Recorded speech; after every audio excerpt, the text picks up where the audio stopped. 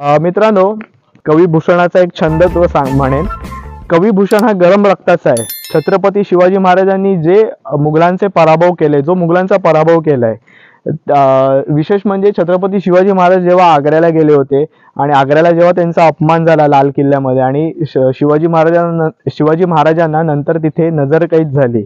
त्या नजरकैदेतनं शिवाजी महाराज स्वतःचा एक माणूस न गमावता, म्हणजे जे काही हत्ती घोडे नेले होते ते सर्वच्या सर्व सुखरूप घेऊन पुन्हा महाराष्ट्रामध्ये आले. एकही माणूस त्याने आपला या लढाईमध्ये गमावला नाही. ऍक्च्युली याला बॅटल ऑफ विट्स म्हणतात, की जी लढाई समोरासमोर नव्हती पण ती डोक्याने लढणारी लढाई होती आणि ज्यामध्ये शिवाजी महाराजांनी औरंगजेबाचा पराभव केला.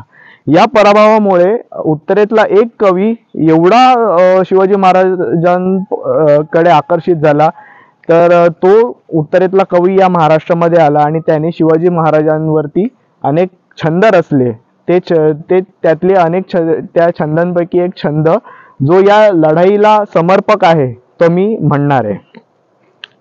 जयाती जयाती जय आदि शक्ती जय काली कपर्दिनी, जय मधुकाई ठब चलनी देवी जय महिषही मर्दिनी, जय चमुंड जय चंड भंडासुर खंडिनी, जय सुरक्ती जय रक्तबीज बिट्टाल विहंडिनी, जय जय निसुंभ सुंबदलनी भनिभूषण जय जय भननी, सर्जा समत्य शिवराज कही देहि विजय दे जगजननी, देहि विजय दे जगजननी.